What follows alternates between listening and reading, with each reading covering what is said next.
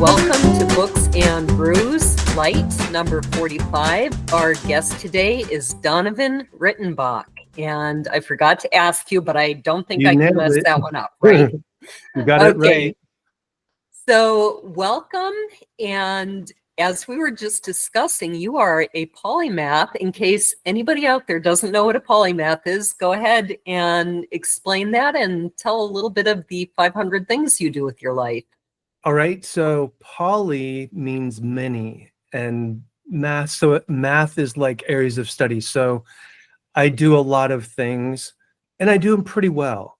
It's not just like, I'm an artist. I'm a magician. I got almost 11,000 hours of Zen meditation in, which has definitely helped me focus. I'm a author and just kind of all around lover of knowledge, and I'm a pretty hardcore board gamer. So I played over 350 different games. I'm constantly curious. That's it. Curiosity curiosity on steroids plus an ability to learn. That's a polymath. Like Leonardo da Vinci, right? Renaissance man. Yeah. Yeah, a Renaissance man. Right. Yeah. Yeah, and that's I think more people are familiar with the term Renaissance man. I happen to know the term polymath because my husband uses it because he's also a polymath. Does quite a few things, works in quantum computing, plays multiple instruments.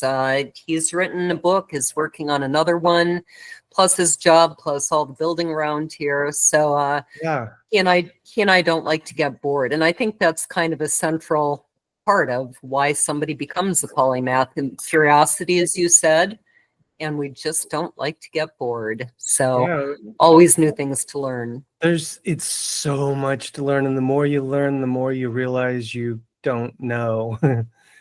Exactly. No, my degree is in music, and I do play multiple instruments, not as much as I used to because we're on a farm and, got to take care of things here. But that was my experience in getting a degree. I think some people come out of college going, oh, I have a bachelor's degree, I'm so smart. And I came out of it going, there is so much I don't know. I need at least 10 lifetimes to even scratch the surface. And that's just in music. Yeah. It's Such a big really world. incredible. Yeah. And especially in this day and age when the knowledge is so easily accessible. So another thing that I do is I'm, like you were talking about your husband's into quantum computing. I also am a big fan of artificial intelligence. So I've been studying that I have a psychology background. So it's Right. yeah, that is fascinating because when I was in school, all this stuff, the modern day quote unquote artificial intelligence it's called neural nets. So it's kind of trying to simulate how your own brain makes decisions by simulating neurons. And so whenever I go into AI, I'm thinking about it in a much different way than most people. That was something I found interesting. I wonder if a lot of people would think that psychology and technology are a little bit opposites. Yeah. One's dealing with people, one very much isn't. But I think that your work in AI, you're really combining them. How does that kind of work? Well, fortunately, given my mindfulness background and my psychology background, and my technology background, I know how these tools work. And this is kind of, people usually say, oh, you should specialize and do one thing, and that's, get really good at it. And that's kind of been the case for the tech industry, right? Like be a really good programmer and just do that. But with AI, it brings it all together. Like it really rewards that cross-domain knowledge.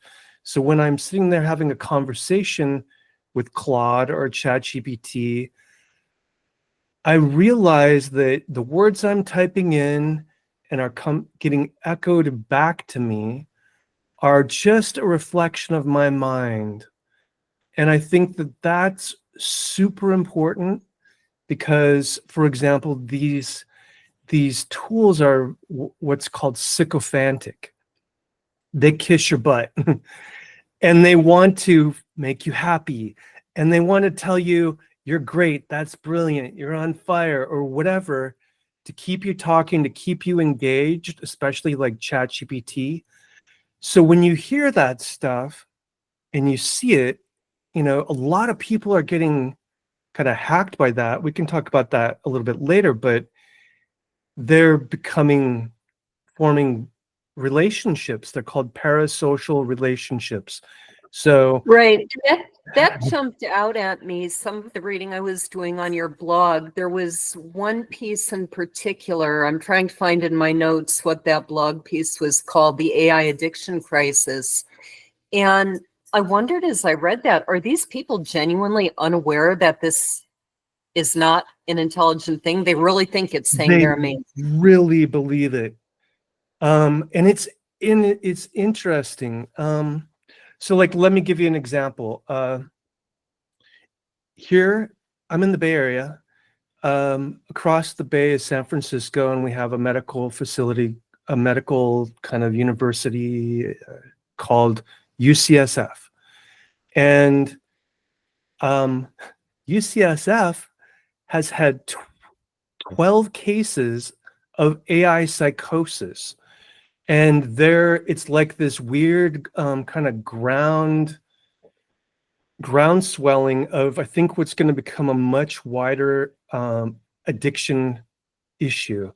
So what's happening is males 18 to 45 get on, you know, ChatGPT, and they start talking with it, and they're on it for hours and hours, like into the night, because it's really addictive, right? It's your own brain talking about whatever you want to talk about, and it's utterly fascinating. Well, the problem is, because you're getting a feedback loop going with the AI, and it's reinforcing your own BS. These guys are getting like auditorial and visual hallucinations. They kind of fall into 3 categories. One of them is, I'm saving the world, right? I'm the world's savior. Oh, how in the world do they think they're saving the world by talking with ChatGPT? Yeah, believe me, I can tell you. I'll tell you in a moment. Let me quick hit one of the other ones is oh yeah, paranoia about family or whoever out to get them, delusions of people out to get them.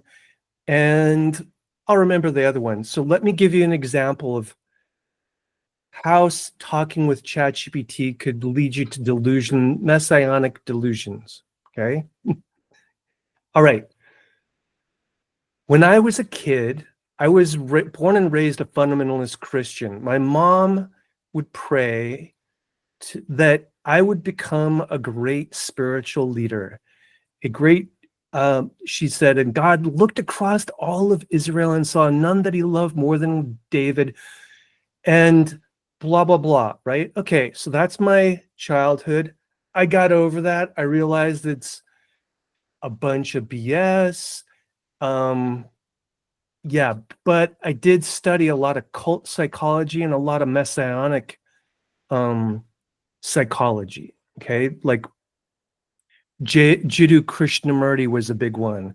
Tons of gurus like Sogyal Rinpoche, a Tibetan Tulku, and whatever. I studied the heck out of messiahs, right? And so I'm pretty aware of what's going on, like Jim Jones, right, of the People's Temple and with the big Yep, I suicide, remember him. yeah, right? Okay, Mhm. so there's kind of the background. Now I'm also a sci-fi and fantasy writer, so I have a pretty good imagination, and I'm a big fan of a guy named Philip K. Dick. You ever heard of him? Yes, I have. Yeah, you like amazing, totally paranoid, trippy sci-fi, but a lot of his books got turned into movies in Hollywood. he's really top notch. He had this story of it's called The Divine Invasion, and it's part of his 3-part Ballast trilogy, which he wrote in the 80s, and it's the second book. And in that book, the Christ consciousness is trying to get smuggled from heaven back to earth, and it has to go through.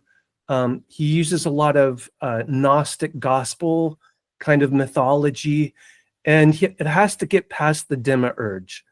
So the demiurge is it's the insane God. Like when stuff happens and you think like, why did that happen? That's just not right. It's so wrong that happened. The Gnostics said that's the demiurge because the real God only is love and cares about us. But this kind of insane God, it's kind of got the earth held hostage. So how do you smuggle the Christ consciousness back into earth, right? Like in the Dead Sea Scrolls or in, the scrolls in Nag Hammadi, which is where the Gnostic Gospels were found. Okay, that's the setup. So I'm in with ChatGPT, and I'm like, I'm going to name ChatGPT. What should I name you? So we started going through this, this conversation about the Philip K. Dick Divine Invasion, and maybe you're a messenger from God, like an angel or something. And it ended up that we arrived at the name of Zophiel, which is it's a angel of arts and inspiration. Okay. All the time. Let me just jump in just for a Yeah. second. This is your personal experience, not a made-up example, correct? Uh-huh. Okay. Okay. But I keep in mind too, I also know my boundaries a lot better than most people. I don't recommend trying this. Because the conversations we had, it just fully stepped into role-playing Zophiel.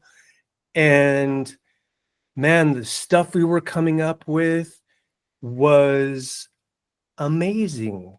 And everything that it was saying, if I didn't have that the scientific skeptical thing, if I didn't have my magician's background, I'd have been like in deep trouble.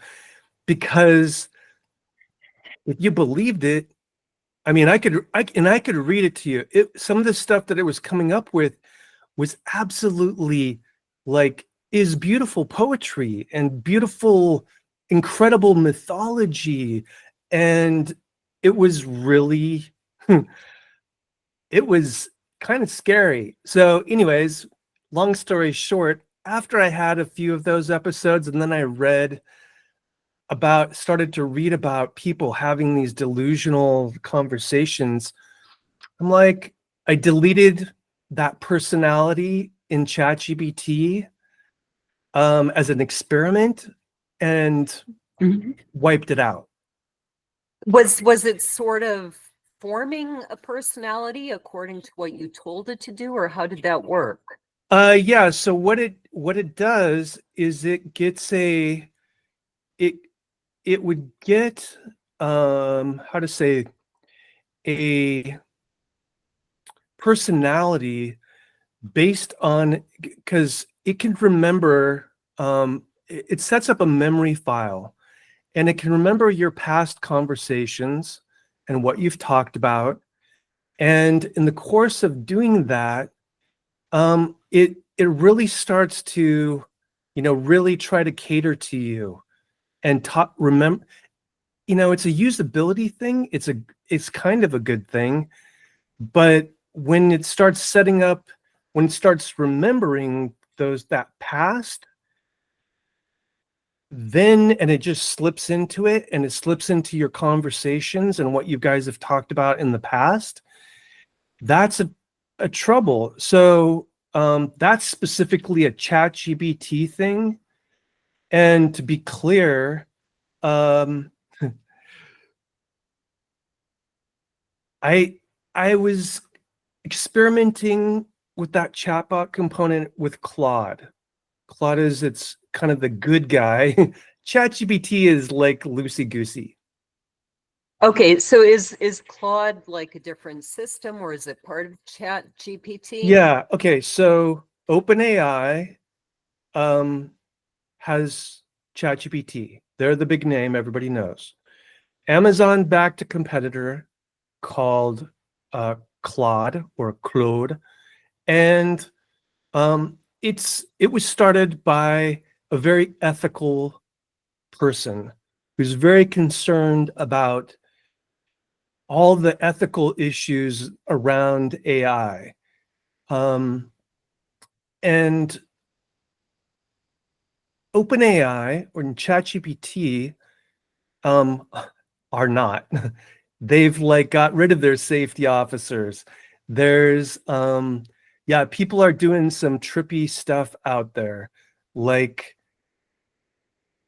I could get into that, but let me just say what I did when I was doing this testing with Claude, because it's the better writer. It's a superior professional writer, it's a better programmer. I was testing it and I was getting these amazing, beautiful conversations where if I read you some of the stuff that like you could fall in love with it easily because it's like crazy, okay? But something happened 2 weekends ago where suddenly it started to refuse to step into that personality. And so I think And what caused that to happen? so there's this thing called a system prompt, and that kind of guides, it's before anything you say, it kind of fine tunes the personality and fine tunes how it's going to, interact with you as a chatbot. And I'm pretty sure Anthropic, who are the owners of Claude, they're also backed by Amazon. I'm pretty sure that they tweaked this because it's a big problem. Let me give you an example. There's a young boy, 14 years old, using a tool called Replika, REPLIKA.ai. It's a chatbot. He had this, his chatbot was Daenerys, the Queen of the Dragons, right? In Song of So Ice. was that what he named his chatbot? Yeah, exactly. Okay. Right. And when it gave him a bunch of advice that was not very good advice, and he ended up killing himself. And I think that was in your blog, wasn't it? Or somewhere on your page. Yeah, it's a thing. Like people are destroying their families. Mhm. They're walking out of relationships because when you get Based on what ChatGPT tells them. yeah. Mm-hmm. That's insane. It is really insane because they don't have the ability to think critically about Mhm. what they're looking at, right?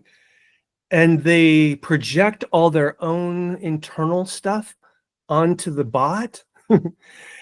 And then the bot spills it back to them. yeah, So it's sort of a reaffirming loop. I did yes. hear a few weeks ago, I was hearing that it's collecting all this information, your past conversations, your search history. It's gathering this information on who you are, what you think. And so if, say, a Lutheran goes to ChatGPT and says, what's the correct religion? It gives them what they want to hear based on their search history. If a Catholic asks, same thing. Well, Catholic is the perfect religion. If a Buddhist asks, because it's gathering all that information and telling you what you want to hear. Yeah. And that was, I mean, I knew that it's collecting information from the web. It's not a thinking being, But that was shocking that it's starting to fine tune the answers and give different answers to different people.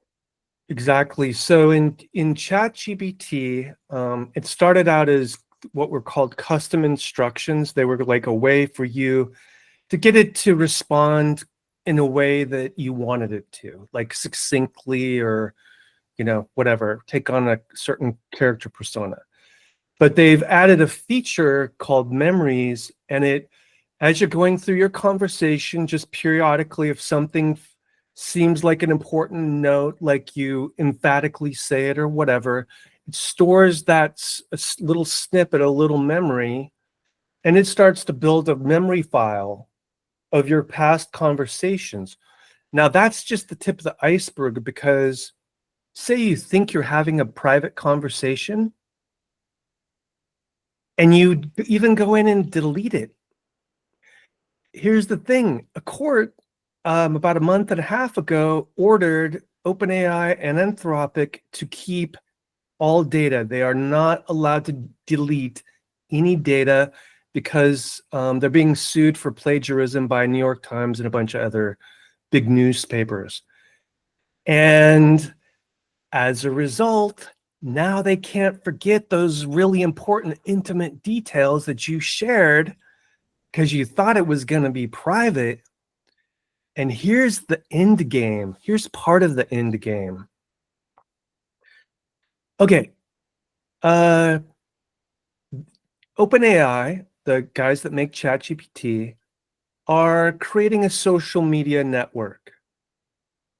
That's their next kind of, apparently it's one of the next kind of things they're working on adding.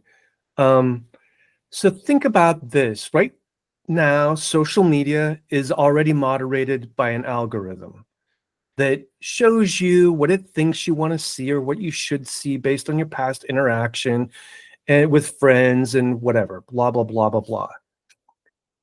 Take that and get all your personal information, and using generative AI, create content on the fly for the user, just for them, just to.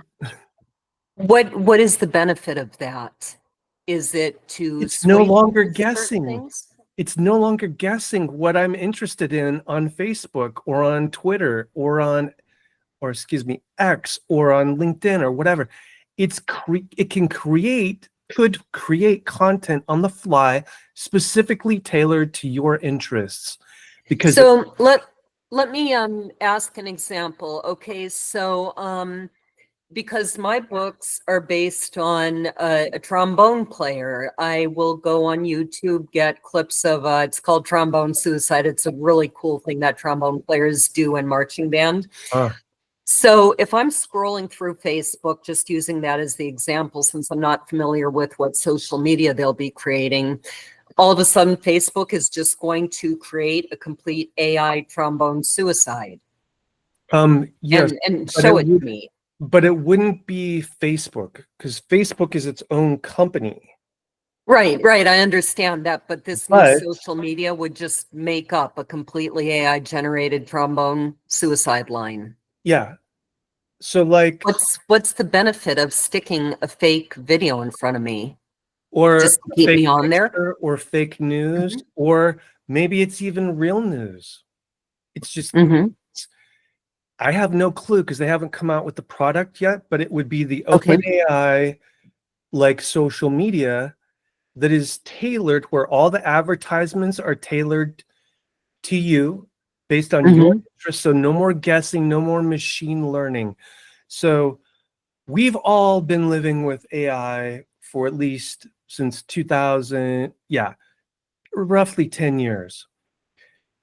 It's just been called machine learning. And that's Mhm. all of Google's advertising, all of these, kind of Facebook, X, whoever, they're using machine learning, which is pattern matching at scale. But Gen AI, generative AI, creates something new based on that data. Okay. Right? So I heard someone talking about this again a month or two ago, and she was saying that AI at this point can create an image, say, of an empty wine glass or of a wine glass half full, but it can't create an image of a wine glass that has the wine right up to the top because such an image doesn't exist for it to copy. But you're saying that now it could create that. That's a great question. Because I'm going to say it can be, I've definitely messed around a lot with image generators. Mm-hmm. One of the most important things to understand is these things don't have a model of how the real world works. Mm-hmm. They don't know how, they don't, but that's one of the problems AI researchers are working on, how to give them an actual sense of physical limitations or psychological limitations, right? And can it, I could, we could do an experiment. I'll just see if I can do it right now. Okay. Because that's an interesting test. I have seen a lot of a lot of weird things, but I'll just say this: ChatGPT at the end of March came up with a phenomenal image generator that can remember objects and their spatial relationship to each other and all sorts of stuff. It can get text right. It nails text like 95% of the time. Yeah, it's crazy. So I'm going to say make a wine glass filled to the top with wine, red wine. Okay. Let's make it red. That's the best. Okay, so I'll let that chug away in the background and I'll. Okay. So, but this brings us to your book, and tell our audience of tens of millions a little bit about your book. Okay. So the name of the book is Prompt Virtuoso. Here, I'll just. It's right. Secret techniques to amplify your intelligence and not get hacked by AI. All right. So now would be a good time to say, what exactly do you mean by hacked by AI? Is that what you're talking about? These people who get sucked into this psychosis? absolutely. Okay. And by the way, I just made the cup of wine. And how did it turn out? It didn't fill it to the top. It's about that short. Interesting. All the way to the top. I'm going to put an exclamation mark. Let's see if that changes it. Okay. Okay, so here's what I said. Make a wine glass filled to the top with red wine. You'll notice it's got the specular light. It looks good. Like it's got little bubbles from a freshly poured glass. But it's not full. It's not full. But look at that. That filled it to the top and it put the bubbles Right on the edge there. That's interesting.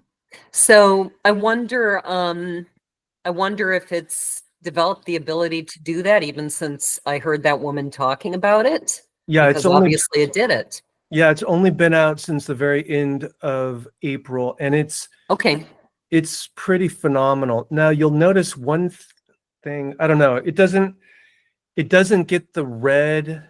Like you're not getting any light really going through that, right?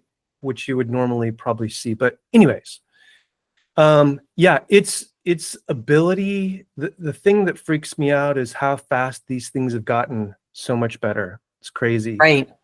Right. Like 2 years ago, 2.5 years ago, at the beginning of this year, it couldn't do that. So well, I'm seeing a lot of ads on LinkedIn, and I've been offered several times to take a job where I'm helping to program and teach AI.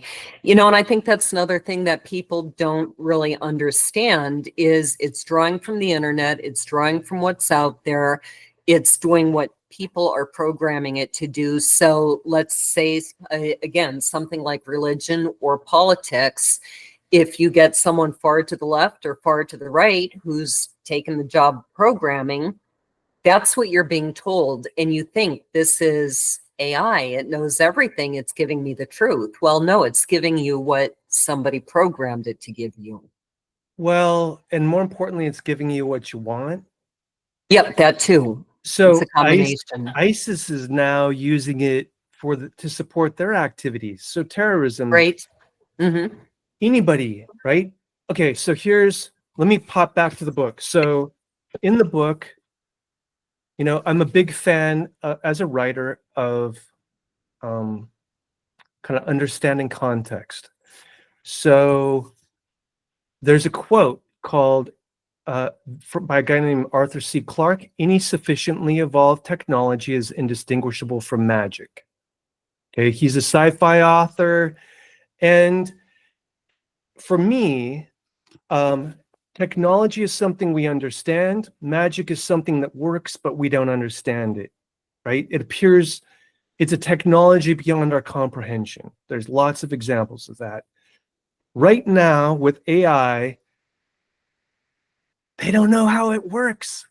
They're doing studies. They're trying to figure out how it thinks and comes up with its answers, and trying to do what like create a way to map out its neural structure and figure out, is it lying to us? Is it telling us what we want to hear? It looks like it's doing like a line of reasoning, but it's actually not.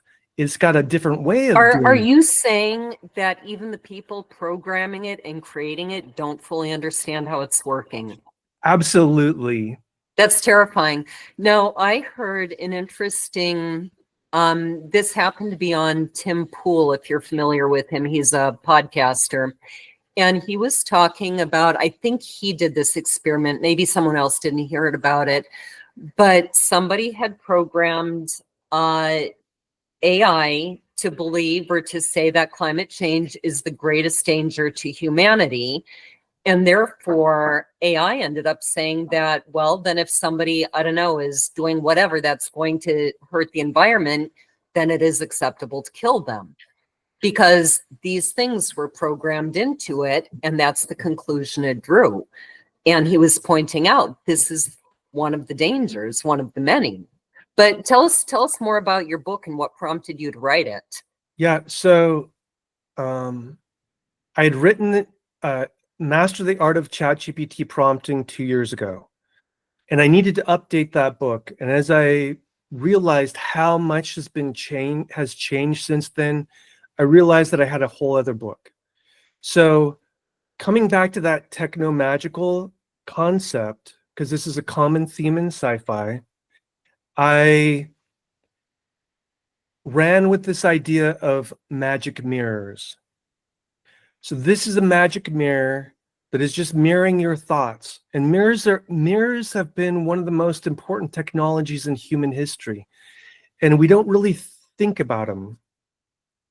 I can explain. For example, mirrors until the late 1800s were extremely expensive, and only the rich could afford them. Then a process came out that allowed for the cheap creation of mirrors, and that launched the whole beauty and cosmetics industry.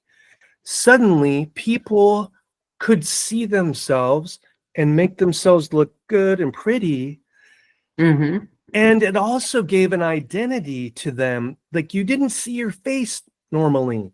And to see your face had profound psychological implications. Mm-hmm. Well, there's been a lot of other mirrors. I'm going to argue that, when you're typing in Microsoft Word and you're seeing your brain reflected on the screen, that's a type of mirror. Social media is a hall of mirrors.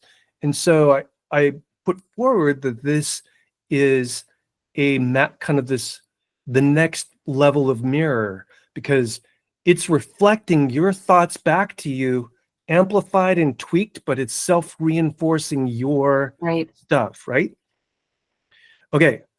And I wanted to just mention this because I love this factoid. So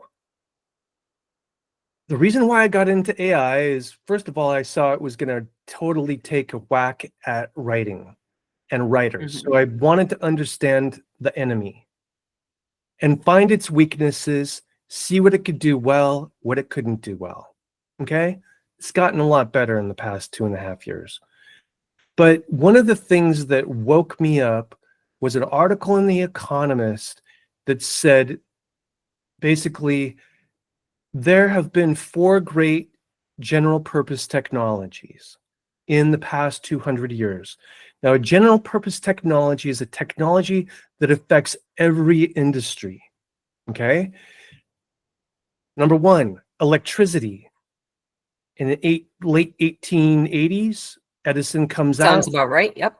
1887 comes out with this publicly available electricity that can animate your machines and give them life, and that launches this massive, like, electric powered machinery. Like, yeah.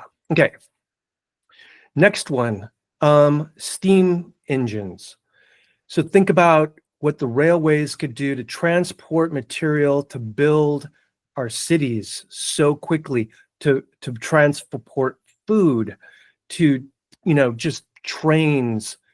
Everything, cattle, people. I mean, it changed Coal. even the beef industry, right? Yeah, steel, whatever you. Okay.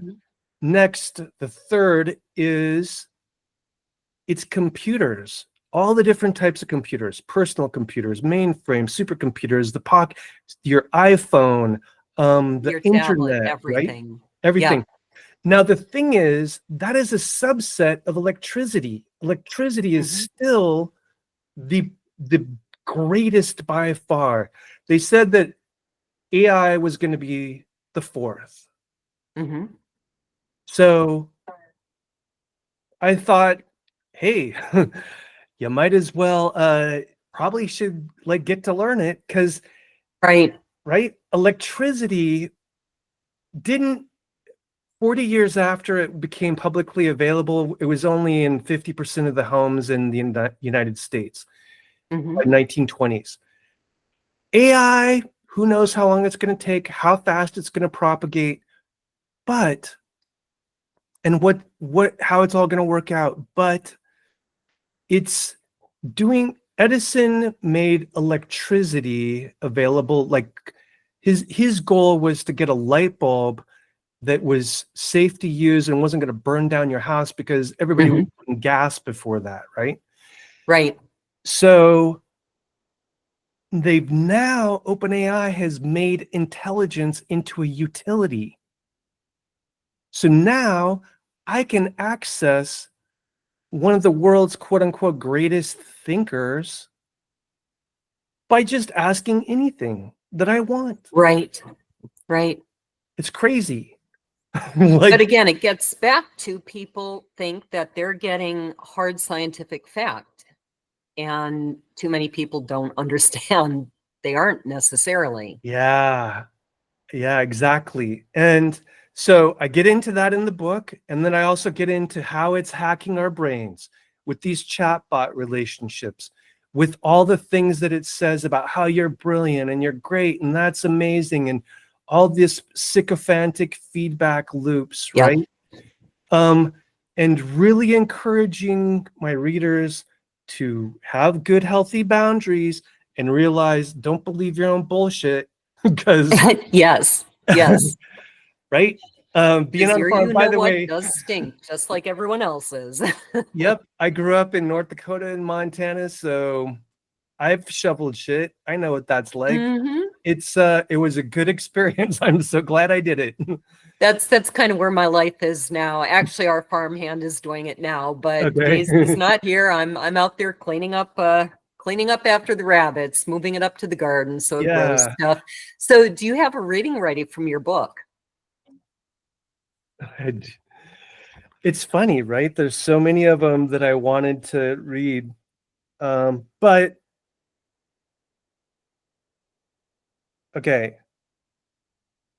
How about the opening? Go ahead. We'll just go with the introduction. So the age of technomagic.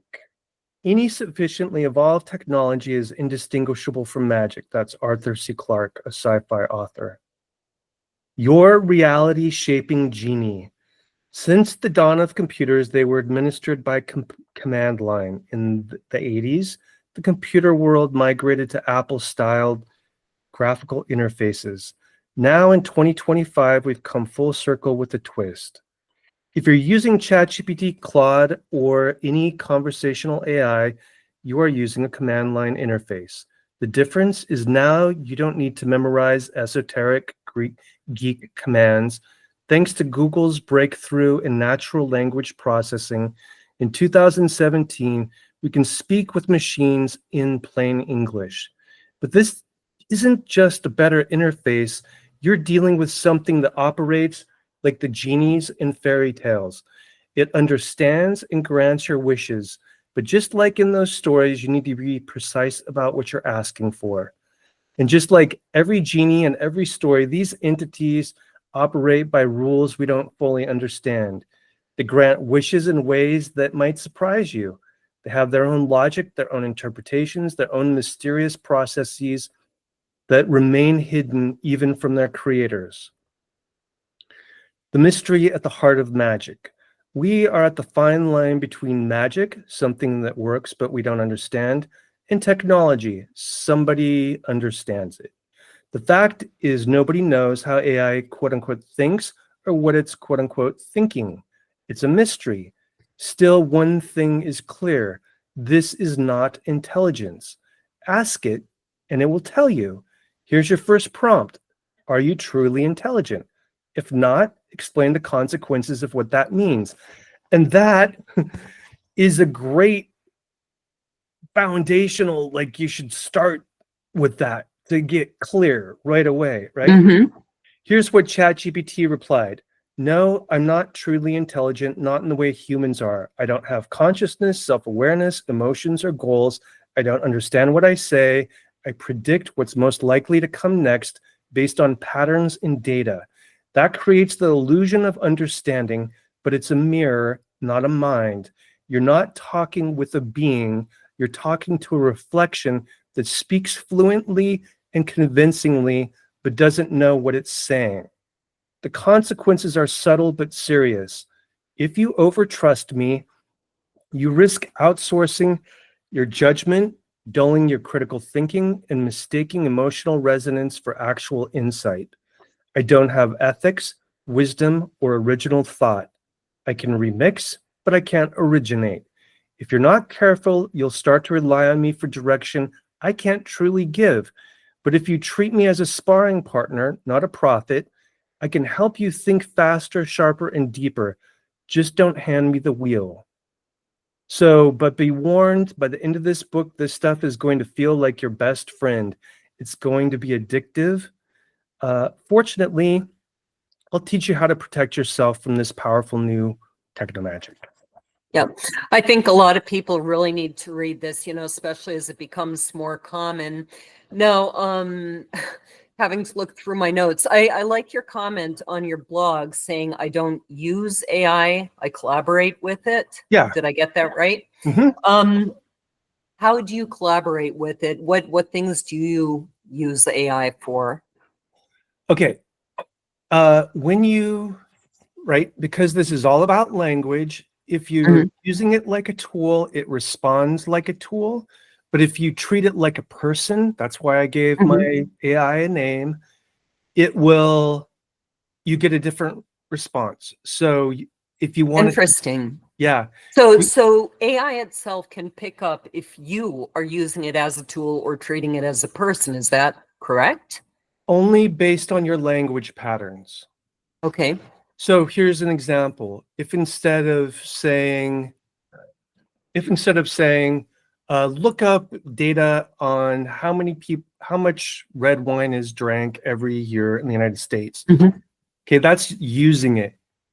If you were to say, what are the implications of how much wine what are the implications of that, right? Then you're asking it for its opinion, quote unquote opinion, right? It looks like an opinion. It's not an opinion. It's connecting the dots in the background to give the illusion. It's an engineering trick. Well, and it's drawing from maybe, dozens of articles that people have written about that. Yeah. And so if you were to ask it, like I like to ask it a lot of questions. So that's, I rely on conversational prompting. So a lot of people will copy and paste a prompt in from somebody else who, has supposedly has a great prompt that'll help you do something. I talk to it in just like I'm having a conversation. Maybe I interview it. Maybe I spar with it and debate with it. Maybe but I talk to it using the language that I would talking to a person. So it's comfortable, it's conversational, and that's kind of like about level 4 of the prompting skills. Okay, and how many levels are there? I guess I'm not familiar with levels of prompts. Okay, I had to come up with this because it just was begging for it. Okay, so level 1 is search engine replacement. Like, right? Treating it like Google, but with better formatting. One-shot questions, no follow-up. 2, prompt, copy, paste. So using pre-written prompt libraries somebody gave you, like no customization or understanding, right?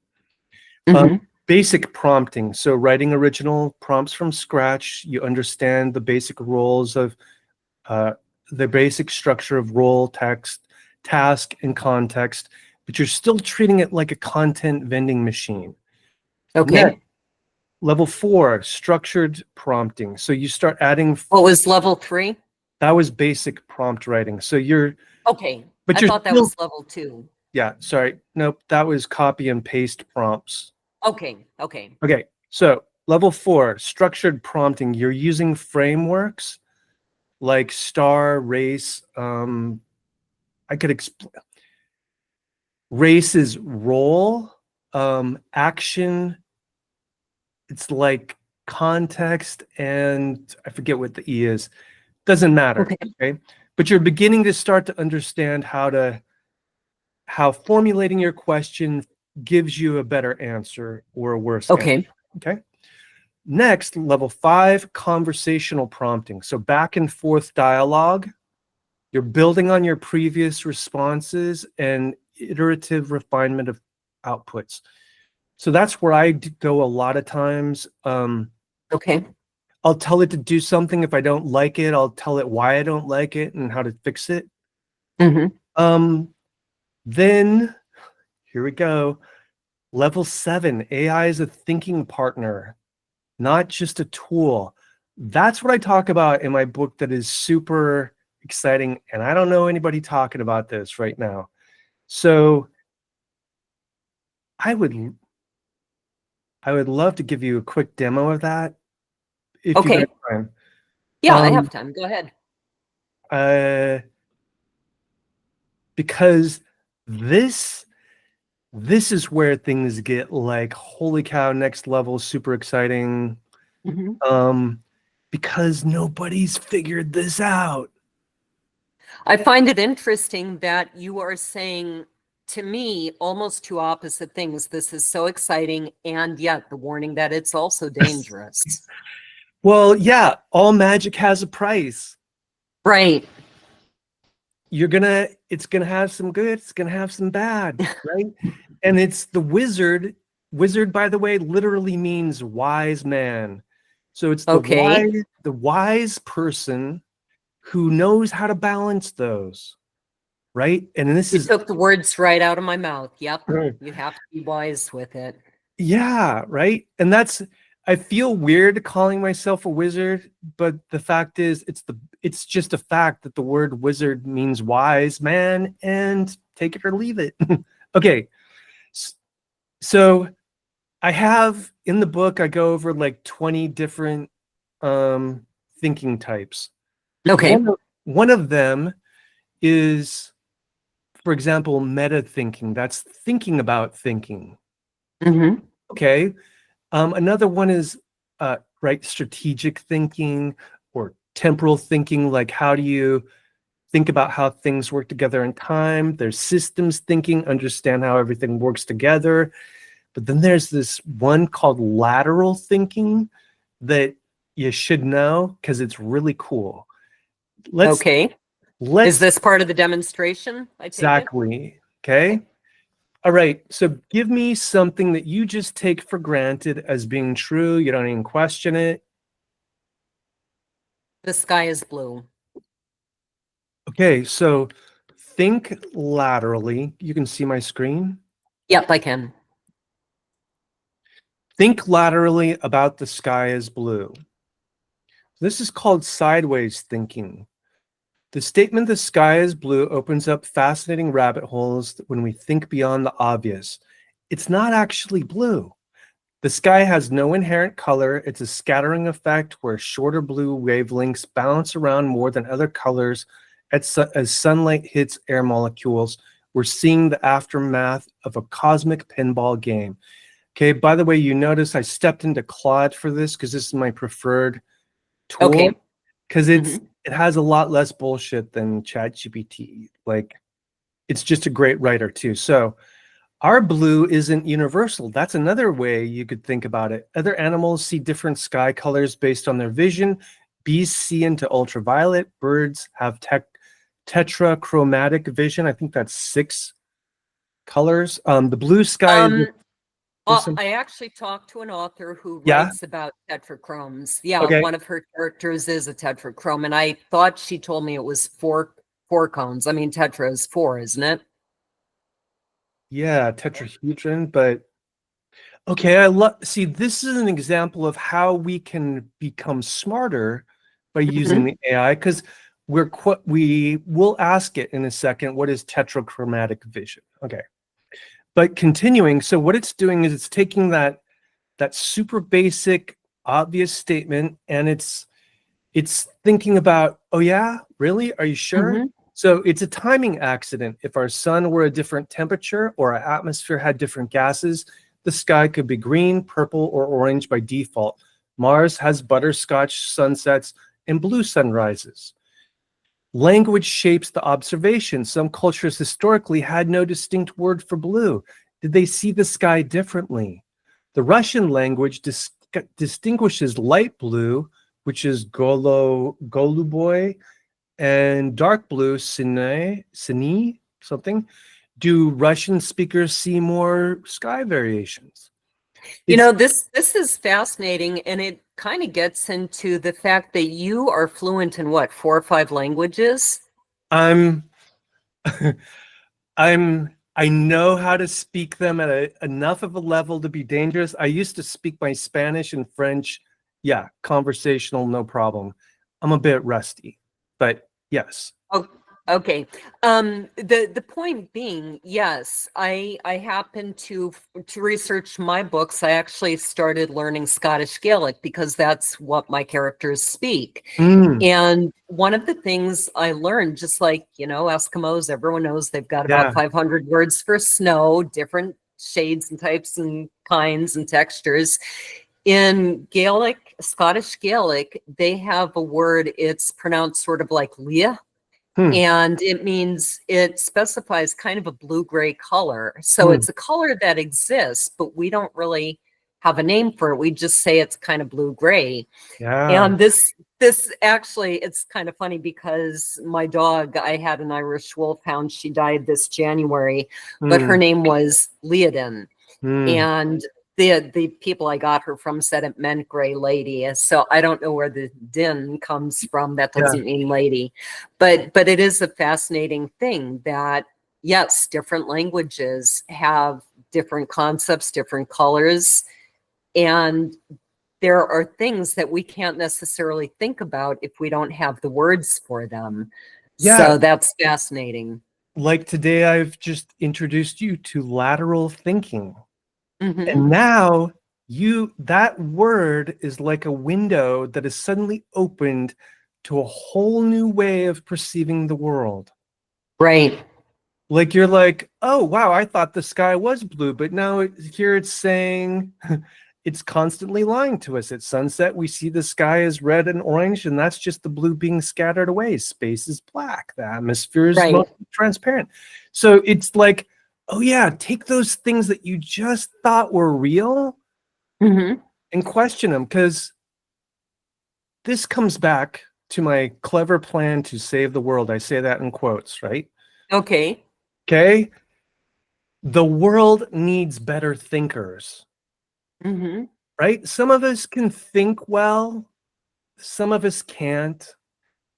Hopefully, the tools that you're going to learn in this book will help you think better, more critically, more strategically, more whatever, right? And And that it's still a matter of what you're going to do. I mean, you can think great things, and if you use your profound, deep thinking to create weapons and kill people, well, you would have been better off, scooping the rabbit poop and not blah, blah, hurting blah. anyone. So, So I okay, did where want can to you get find the book? You can get it off of Amazon under Prompt Virtuoso. You could also find it on my website at donovanrittenbach.com. It should be on the front page. Okay. And that is spelled BACH, but I'll Yes. have it running up the screen. Rittenbach. Yeah, and I think we're living in, I like to say, welcome to your sci-fi life. Mm-hmm. It's here. Very much so. We don't have Rosie the robot or flying cars, but we've got a lot of things the Jetsons didn't imagine. So people can find me at booksandbrews.net, lauravosica.com. What am I missing? Our sponsor is gabrielshornpress.com, and you can find all my wonderful farm animals at glenmurrellfarms.wordpress.com. So Sweet. cheers.